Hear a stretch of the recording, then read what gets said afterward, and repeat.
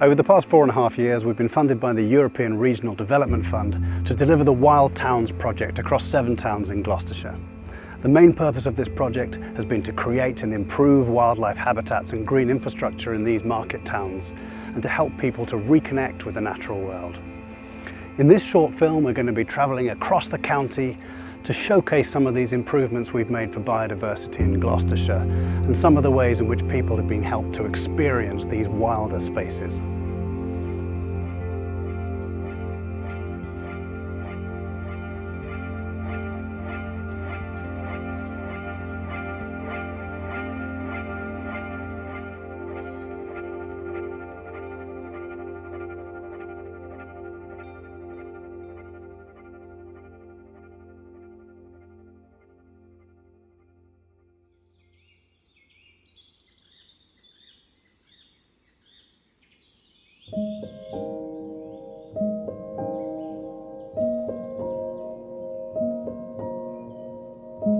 The Forest of Dean is one of the most important areas for wildlife in the UK, supporting habitats and species of national and European significance.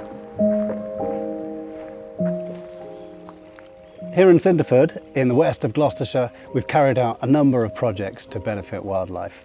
One of the first being the removal of barriers to fish migration here on the Cinderford Brook.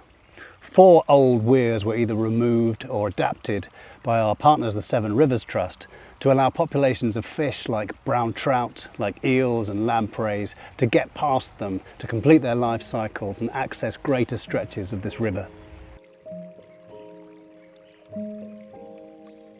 As well as the fish surveys, we've seen a continuation of adder telemetry surveys that's looking at populations of adders by tagging and following males to see how they move through the landscape and the barriers that they face.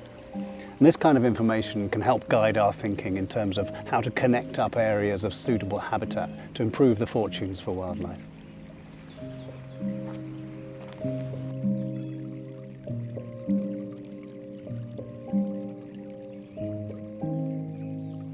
Moving deeper into the forest, we've been addressing the fact that a lack of natural grazing animals has seen a decline in species that rely on more open forest habitat.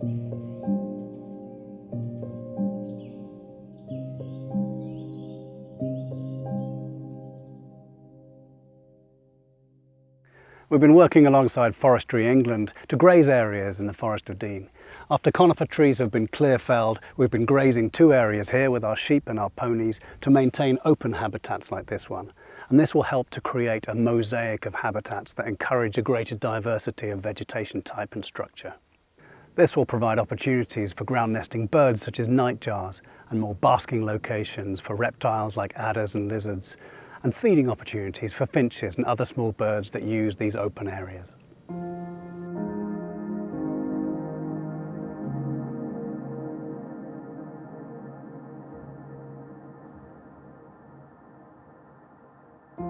Where the forest meets the town, the Wild Towns team from Gloucestershire Wildlife Trust have been working with partners to ensure that species can thrive in a variety of habitats, including wetlands.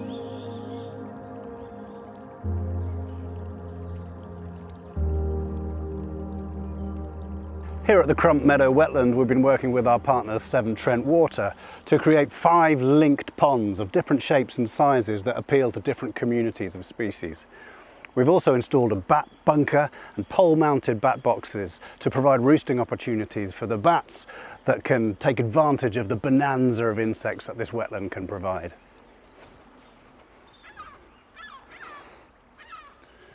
The ponds, the banks and the surrounding area have been planted up with a range of native wetland vegetation, including marsh violets for the small pearl-bordered fritillary butterflies that cling to a tenuous existence in this area of the Forest of Dean.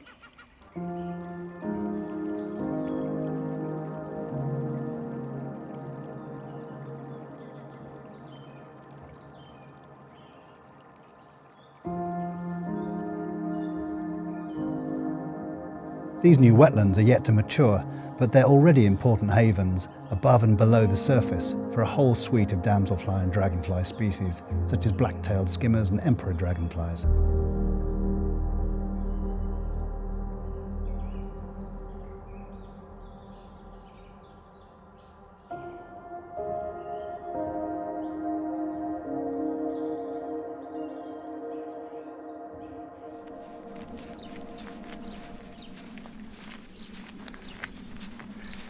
We've included path improvements to make access easier for people at the Green in central Cinderford, and also installed this footbridge here at Rusbridge Holt to help connect people to this beautiful area.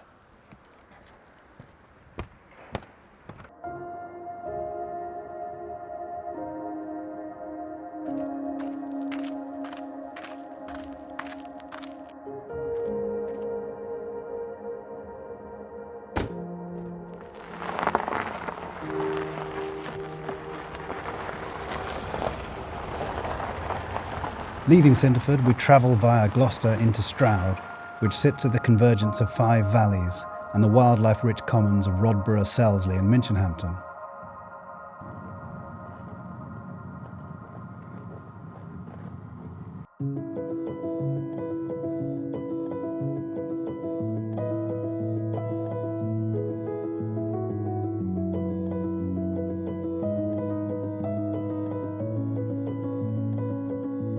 In the centre of the town is a semi-urban oasis where the project has worked with partners to improve it for a range of water-loving wildlife.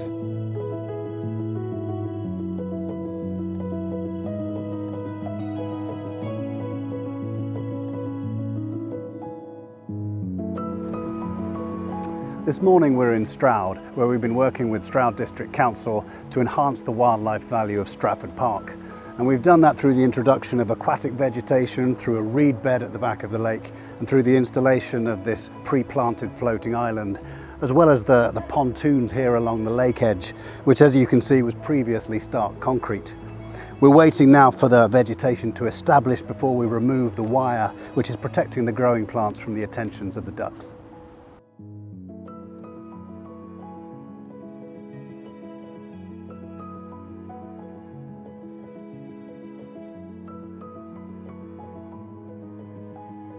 We've dug a woodland pond, we've planted an area of willow, and over the next few months we're going to renaturalise this stream to provide more habitats for wildlife. Over the past few weeks we've removed dozens of car tyres and a moped and invasive Himalayan balsam from the banks, and we've done this in partnership with Stroud Valleys Project and local volunteers who've worked with us in Stroud and in Stonehouse and along the multi-use path that connects them.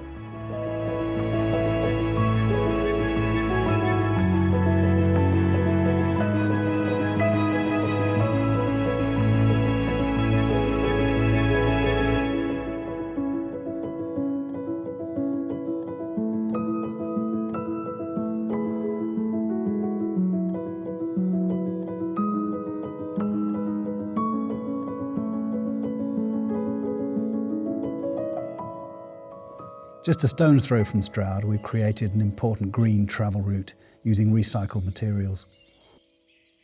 This sustainable path has been installed between Nailsworth and Dudbridge with funding from Gloucestershire County Council and Stroud District Council. It's been made using thousands of recycled car tyres and has been tested to ensure that no pollutants can leak into the environment. And there's more to see down here.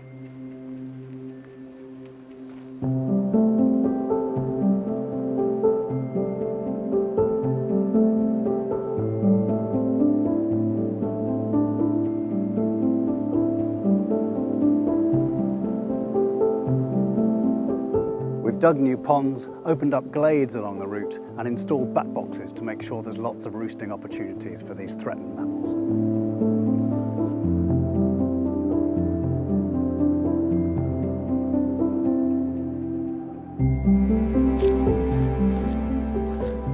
Not far from here in Stonehouse, we've replaced an area of concrete with wildflowers and silver birch trees. We've dug a new pond for great crested newts and we've restored a linear orchard on the footpath from Stroud. Now we're going to Cirencester to have a look at some of the meadow work that we started there.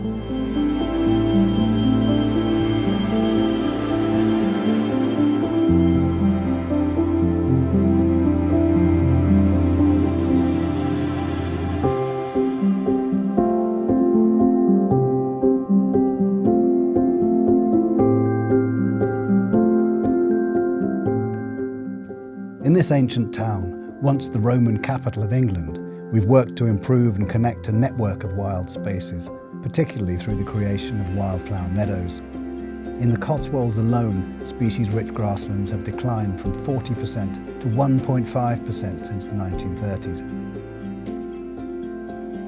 So now we're here in Cirencester, where we've sown a number of large meadows that have become important visual and ecological features of the town. Every year they're getting better and better in terms of the diversity of wildflowers and the bees and the butterflies and the hoverflies and moths and beetles that pollinate them. This diversity is being monitored by volunteers from the Cirencester Wildlife Group. Volunteers are vital for both the implementation and the longevity of initiatives like this.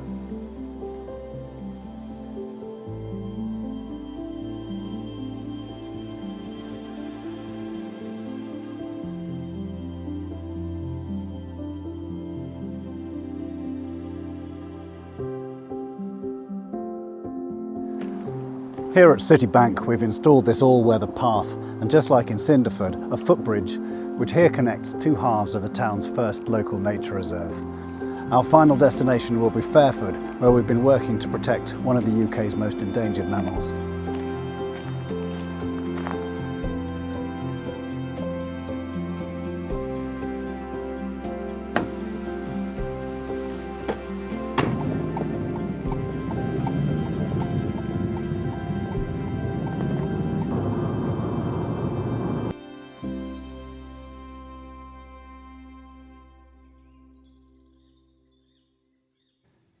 The various sources of the River Thames rise in the Cotswolds, and these aquatic highways are one of the most important habitats in Gloucestershire, providing a lifeline for countless species. We've come all the way from Cinderford over in the west to Fairford here in the east, where we've created, with the help of the Farming and Wildlife Advisory Group with Fairford Town Council and Thames Water, this all-weather path alongside the beautiful River Colne, where water voles, one of Britain's fastest declining mammals, can often be seen in the bankside vegetation, which we'll take a little look at now. And here you go, this is exactly the type of vegetation that water voles love to feed on and to hide amongst. All this reed canary grass and water forget-me-not and water mint and purple loosestrife. It's just the type of vegetation that water voles love. And you can see that they've been here because there's latrines here and here on this log, so where they've left their droppings. This type of bankside vegetation only exists here, where light can get to the riverbank and it's not overshaded by trees. So through this project we've been coppicing bankside trees on the mill leat over there to ensure that this thriving population of water voles has more habitat to expand into.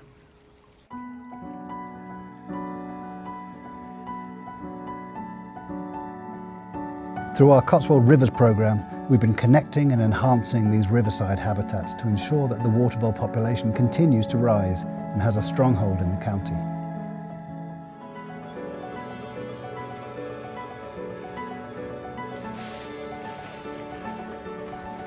Our partners, the Farming and Wildlife Advisory Group, as well as the local primary school here in Fairford, have helped to create this sensory garden in the walnut tree field here in the centre of the town. With its beautiful carved bench, its planters, its wildlife habitat sculpture and wildflower meadows. Our contractors EcoSulis have sown similar meadows and verges throughout the town to provide colour and wildlife habitats in the place of previously close-mown grass.